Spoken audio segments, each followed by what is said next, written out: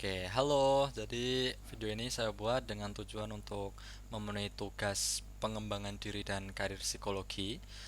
Saya Rofi Febrianto dari kelas C, NPM 52215 kali 20. Nah, jadi menarik kawan-kawan. Kemarin tuh ceritanya waktu di kelas PDKP, kita menyingkatnya begitu, terdapat materi komunikasi efektif. Dan di sana saya memperoleh 3 insight yang sifatnya insight ini itu membuat komunikasi kita efektif terhadap orang lain. Efektif yang seperti apa? Jadi begini, komunikasi itu kan bentuknya ada banyak. Ada komunikasi interpersonal, ada komunikasi intrapersonal, terus di tiap-tiap jenis itu tadi masih dibagi lagi. Misalnya kayak komunikasi seperti ini. Saya komunikasi dengan Anda melalui video daring seperti ini. Ini kan maksudnya komunikasi interpersonal, yaitu antar antar orang, ibarat sederhananya seperti itu. Terus ada interaksi langsung, misal saya ngobrol dengan Anda secara langsung, yaitu komunikasi interpersonal secara langsung. Kemudian ada komunikasi kepada diri sendiri atau komunikasi intrapersonal, itu juga ada. Nah, di insight yang kemarin, jadi 3 hal yang paling menarik itu mengapa saya bilang menarik karena 3 hal ini itu relate dengan beragam buku yang saya baca. Jadi banyak buku yang pernah saya baca, buku-buku pengembangan diri seperti itu, dan mereka menyatakan hal serupa gitu loh. Ya sama 3 insight ini nanti yang bakal saya bahas. Apa saja insightnya? Yang pertama, jadi cara agar komunikasi efektif adalah dengan menunjukkan empati.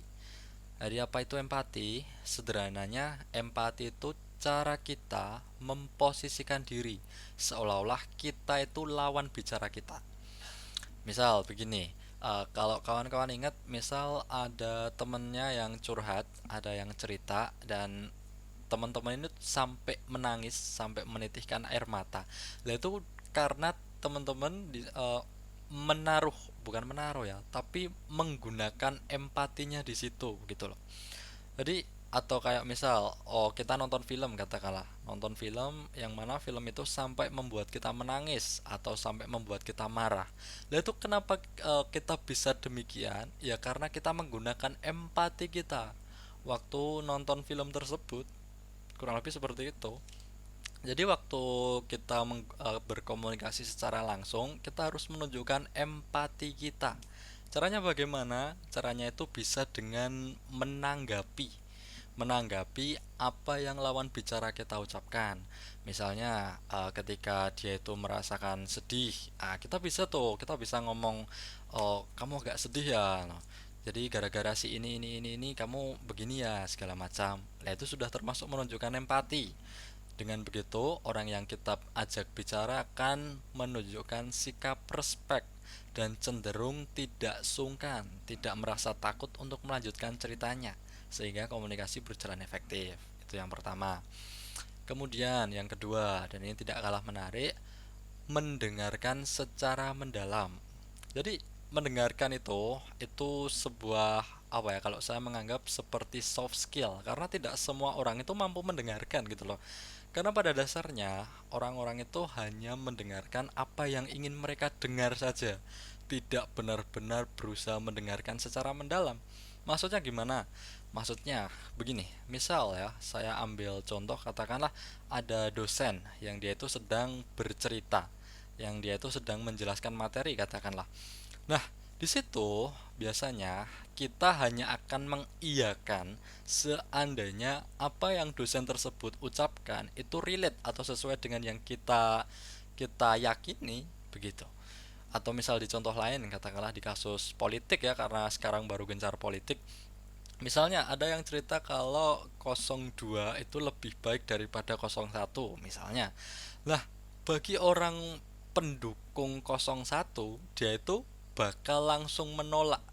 Bakal langsung menolak tanpa mau mendengarkan cerita si orang ini tadi secara utuh gitu loh. Tapi jika yang diceritakan itu juga pendukung 02, ia cenderung akan mendukung, mengiyakan apa yang si pencerita, penutur cerita ini ucapkan. Gitu. Itu yang kedua. Terus yang ketiga, dan ini tidak kalah menarik, yaitu tentang unsur verbal dan non-verbal. Kenapa ini penting? Karena ini bukan mencakup ya, tapi eh, dalam komunikasi efektif kita perlu memasukkan unsur psikologis dan unsur non-verbal itu termasuk ke dalam unsur psikologis. Maksudnya begini, ketika ada orang dia itu jalan menggunakan jas dengan bawa koper kemudian setelan rapi, kita akan cenderung mengasumsikan dia itu sedang punya urusan penting karena mungkin dia itu seorang pebisnis atau seorang pengusaha.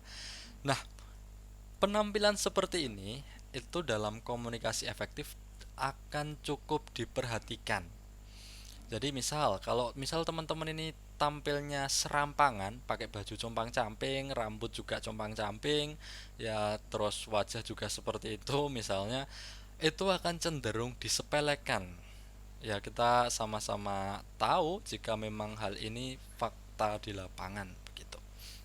Jadi itu unsur nonverbal perlu kita perhatikan. Kita perlu untuk tampil yang sesuai dengan identitas kita. Kemudian untuk unsur verbalnya itu bicara tentang cara kita mengomunikasikan. Jadi mohon dihindari kalimat-kalimat yang berbelit-belit seperti yang saya lakukan. Karena saya itu juga jarang bikin video seperti ini, jadi mungkin kalimatnya agak berbelit-belit. Yang mana pembelitan ini itu bakal membuat audiens kurang fokus dengan pesan yang sebenarnya ingin kita sampaikan. Jadi apa saja insight yang membuat komunikasi efektif itu ada tiga. Yang pertama adalah menunjukkan empati, yang kedua mendengarkan secara mendalam, dan ketiga memperhatikan unsur verbal dan non verbal. Saya Rofi Febrianto dari Prodi Psikologi kelas C mengucapkan terima kasih.